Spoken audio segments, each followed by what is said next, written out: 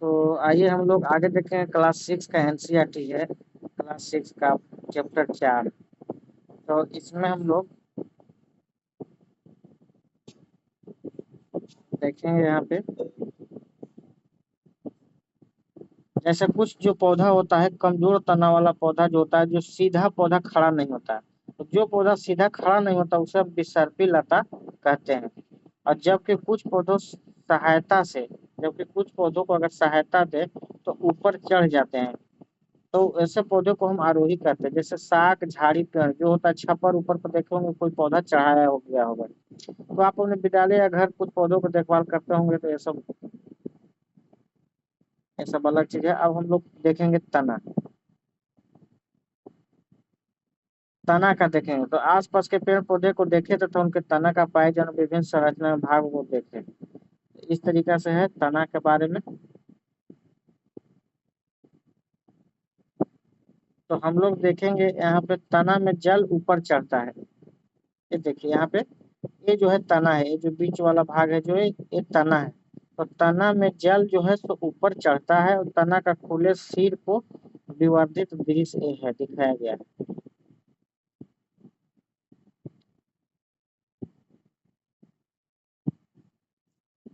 ये इम्पोर्टेंट है यहाँ पे आपका कि तना जल का संवहन करता है।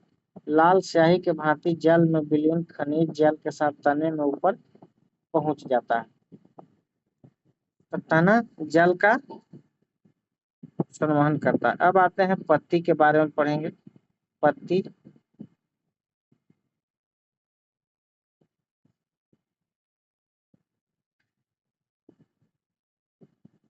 पत्ती का वह भाग जिसके द्वारा वह तने से जुड़ी होती है पर्ण वृंत कहते हैं। जो तना से जुड़ा होता है पत्ती का भाग उसको हम कहते हैं, पत्ती के चपटे हरे भाग को फलक कहते हैं। जैसे मान लीजिए कि ये तना है तो यहाँ से पत्ती निकलता है, ये पत्ती है। ये जिससे जुड़ा है उसको हम पर्ण वृंत कहेंगे। और ये जो हरा भाग जो चौड़ा है उसे हम फलक कहते हैं। देख सकते हैं यहाँ पे पत्ती का चित्र दिया हुआ है यहाँ पे। ये पत्ती जिससे जुड़ा हुआ है, जो पत्ती में थोड़ा सा आप देखे होंगे थोड़ा सा लगा रहता है, तो इसको हम कहते हैं पर्णवृत्त। आप पत्ती में जरूर देखे होंगे जिस तरीका से पत्ती है, यहाँ पे ये पत्ती और इसमें लगा रहता है। आप देखे होंगे पत्ती जब तोड़ते हैं तो ये जड़ से लगा रहता है, तो इतना भाग निकला रहता है, तो इसको हम पर्णवृत्त कहते हैं। और ये जो मोटा जो है ये तना है, इस तना से ऐसे पत्ती निकला, ऐसे पत्ती निकला। तो यहाँ ये हो गया पर्णवृत्त और ये हो गया पत्ती। और ये जो किनारे किनारे पर जो ये जो लाइनिंग लाइनिंग टाइप का देखते हैं पत्ती में, वो का उसको कहते हैं पटल। तो आप पत्ती के बारे में आप समझ गए होंगे।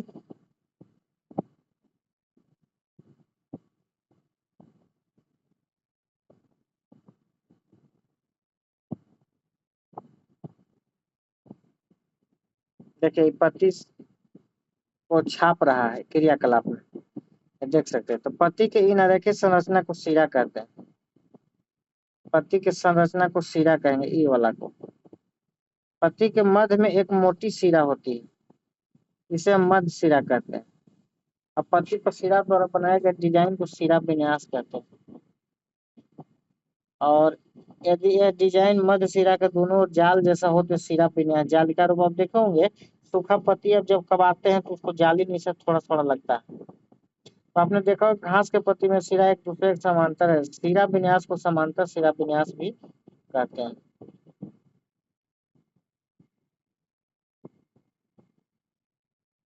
इस तरीका से देखिए आप चित्र में देखिए, पत्ती में शिरा विन्यास। ये वाला देखिए, ये लाइनिंग लाइनिंग जो देख रहे हैं, ये वाला जो लाइनिंग लाइनिंग आप देख रहे हैं पत्ती में, ये क्या है, शिरा विन्यास कहेंगे इसको। इस तरीका से जालिका रूपी शिरा विन्यास हो गया। और ये हो गया समांतर शिरा विन्यास। एक ऐसे एक ऐसे एक ऐसे इस तरीका से निकला रहता है।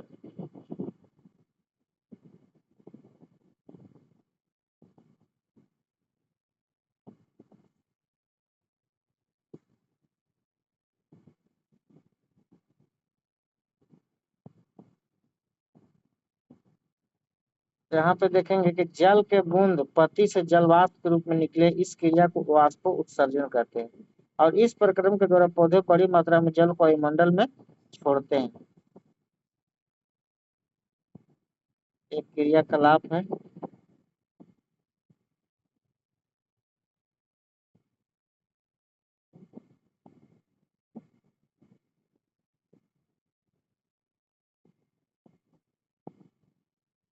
यहाँ देखेंगे पत्ती हरा रंग के एक पदार्थ की उपस्थिति में अपना भोजन बनाता है पौधा।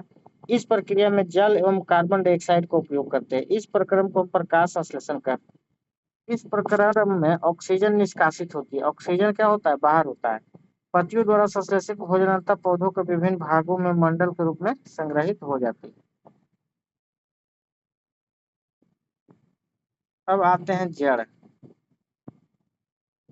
तो ध्यान पूर्वक देखिए, पहली और बूझो में कौन पौधों को ठीक प्रकार से जल दे रहा है। यहाँ पर ध्यान से देखिए।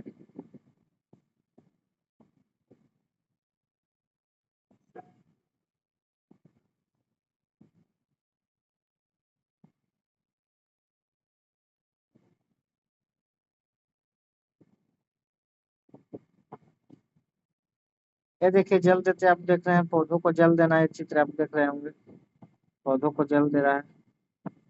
पौधों का कौन सा भाग मिट्टी के अंदर है? तो आइए इसको हम देखते हैं। दो गमला में कुछ मिट्टी, खुरपी, प्लेट और कैंची एवं जल।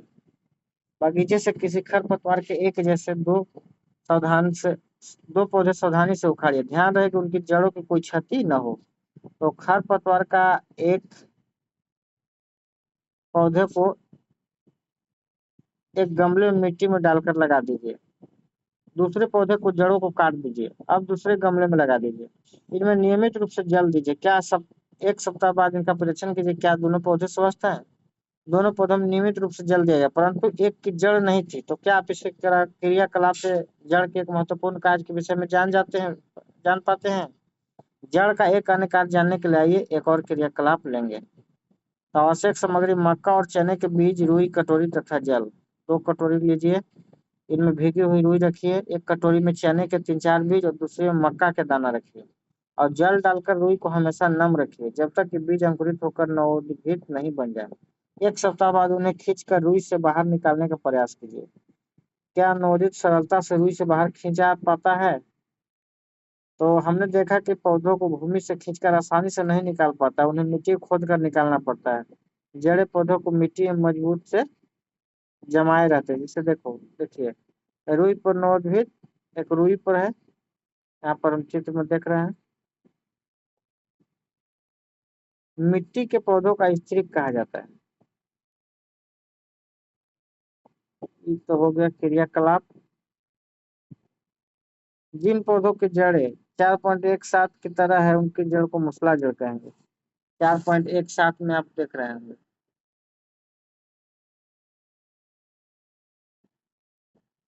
ये है मूसला जड़। इसको कहेंगे मूसला जड़। ये है मूसला जड़। और छोटी जड़ों को हम पासारू जड़ कहते हैं। ये वाला जो है पासारू जड़ है। और सभी जड़ एक समान दिखाई दी हैं, झकड़ा जड़ या रेशेदार जड़ कहते हैं।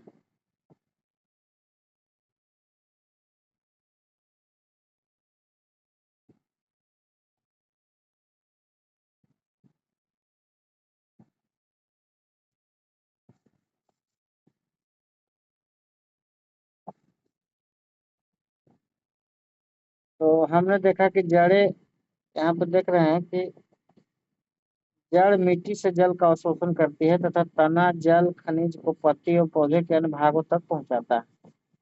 पत्तियां भोजन संश्लेषित करती है और यह भोजन तने से होकर पौधे के विभिन्न भागों में संग्रहित हो जाता है। इस प्रकार के कुछ जड़ों जैसे गाजर, मूली, शकरकंद, शलजम एवं केपियुआ के हम खाते हैं। तो हम पौधे के अन्य भागों को भी खाते हैं जहाँ भोजन भंडारित रहती है। तो तने के कौन से पौधे पदार्थ के ऊपर जाते हैं, कौन नीचे की ओर जाते हैं? तो देखिए पुष्प। अब आगे देखते हैं पुष्प के बारे में। गुलाब के पौधे के 3 आरेख चित्र हैं। पुष्प को रंगने के लिए आपने किस रंग का प्रयोग किया? क्या सभी का पुष्प रंग बिरंगे हैं? तो पहला है, ए है गुलाब। गुलाब का है, एक है पत्ती विहीन शाखा गुलाब का, और दूसरा है पत्ती सहित शाखा, और तीसरा पत्ती एवं पुष्प दोनों है।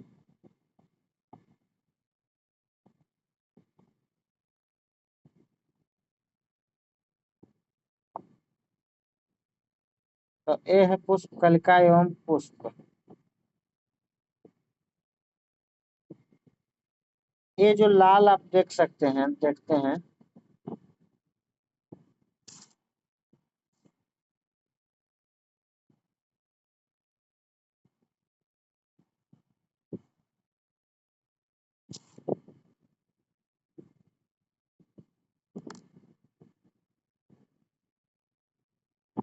ये आप देख रहे हैं लाल, जो हम फूल कभी आप देखे होंगे, तो यहाँ पे आप देखेंगे जो फूल का जो हरा रंग का ऐसे फूल में लगा रहता है इस तरीका से, और उसके बीच में लाल होता है, तो ये जो है इसको हम कहते हैं पंखुड़िया।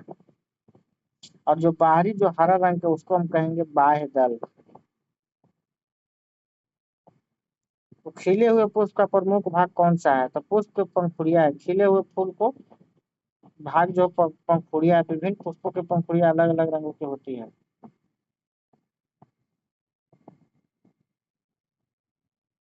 कली का प्रमुख भाग कौन सा है? तो क्या आपने ध्यान दिया होगा कि भाग जो यह भाग छोटी पत्ती की भांति दिखाई देता है, इन्हें बाह्य दल कहते हैं, जो पत्ती जैसा रहता है फूल में लगा हुआ। अब पुष्प की बाह्य दल और पंखुड़ियों के भली भांति अवलोकन कीजिए, उन्हें प्रश्न का उत्तर दीजिए। इसमें कितने बाह्य दल हैं? क्या ये आपस में जुड़े हैं या स्वतंत्र हैं? बाह्य दल एवं पंखुड़ियां किन रंगों की हैं? तो बाह्य दल तो हमेशा हरा रंग का होगा।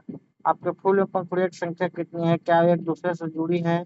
इस तरीका से एक क्वेश्चन है।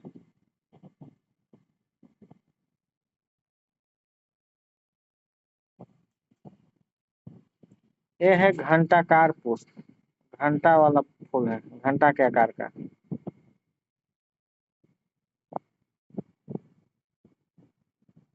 तो आइए हम लोग इसमें देखेंगे पुष्प के भाग। पुष्प के भाग। पुष्प के भाग में आप फूल जब देखे होंगे तो जो हरा रंग का जो है ये स्त्री केसर होता है। जो हरा रंग का ये लंबा जो रहता है बीच में, इसको कहते हैं स्त्री केसर। और ये जो ऊपर वाला जो होता है वो होता है पराग कोष। और ये जो आप देख रहे हैं इस तरीका से, ये हो गया पुंकेसर।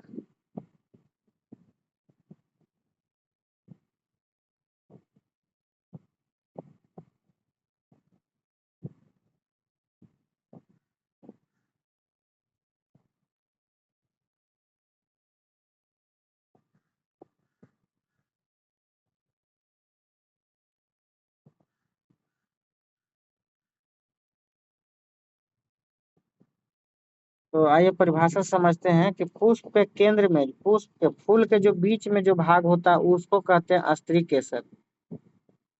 यदि आप इसे पूरी तरह से नहीं देख पा रहे हैं तो पुंकेसर हटा दीजिए। चित्र 4.4 की सहायता से स्त्री केसर के भागों को पहचानिए। 4.4, ये होता है आपका पुंकेसर के भाग। ये जो लंबा जो लाइन दो पैप जैसा है ये है तंतु। और ये हो गया पराग कोष।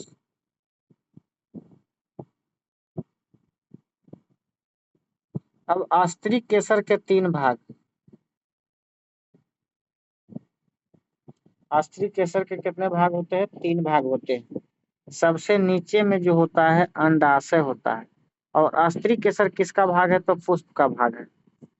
तो वर्तिकाग्र भी पुष्प है, तो अंडाशय सबसे नीचे, बीच में वर्तिका, और ऊपर में सबसे वर्तिकाग्र होता है। ये पुष्प का बीच का भाग है। पुष्प का बीच का भाग है।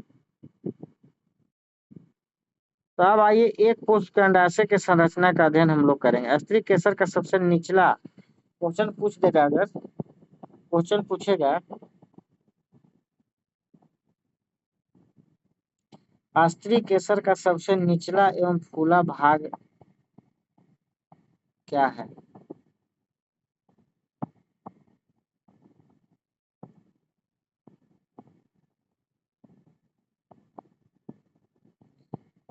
स्त्री केसर का सबसे निचला एवं फूला भाग होता है, उसे हम अंडाशय कहते हैं।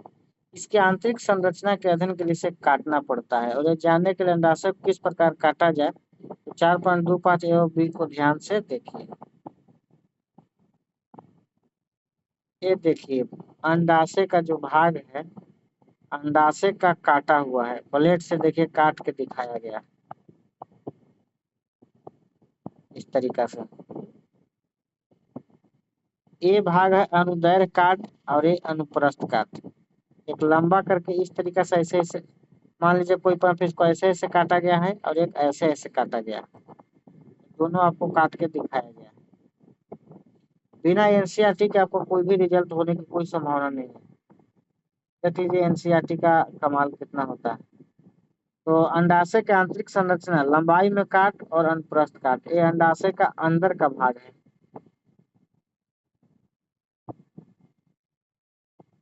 अंडाशय के काट को सूखने से बचाने के लिए प्रत्येक काट पर जल की बूंद रखिए। आवर्धक लेंस की सहायता से अंडाशय के आंतरिक रचना का अध्ययन कीजिए। क्या आपको अंडाशय में छोटी छोटी गोल संरचना दिखाई देती है? इन्हें हम बीजांड कहते हैं। अंडाशय में जो छोटी छोटी आपको जो दिखाई देता है उसे हम क्या कहेंगे? अंडाश देखिए यहाँ से अंडाशय में छोटी छोटी गोल संरचना दिखाई देती है, इन्हें हम बीजांड कहते हैं।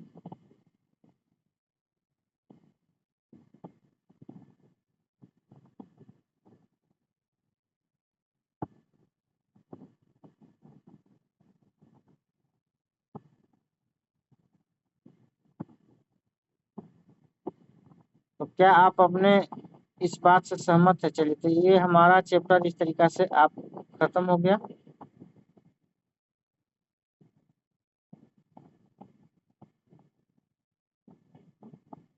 पुष्प हम लोग भाग देख लिए। पुष्प के भाग होता है, बाह्य दल होता है, पंखुड़ी होता है, पुंकेसर होता है, स्त्री केसर होता है। स्त्री केसर के भी 3 भाग होता है। स्त्री केसर का 3 भाग, अंडाशय वर्तिका, अंडाशय वर्तिका, वर्तिकाग्र, ये स्त्री केसर का है। ये हो गया पुंकेसर, ये हो गया पंखुड़ी, और ये हो गया बाह्य दल। पुष्प के विभिन्न भाग हम लोग देख लिए। इस तरीके से हमारा चैप्टर समाप्त हो गया।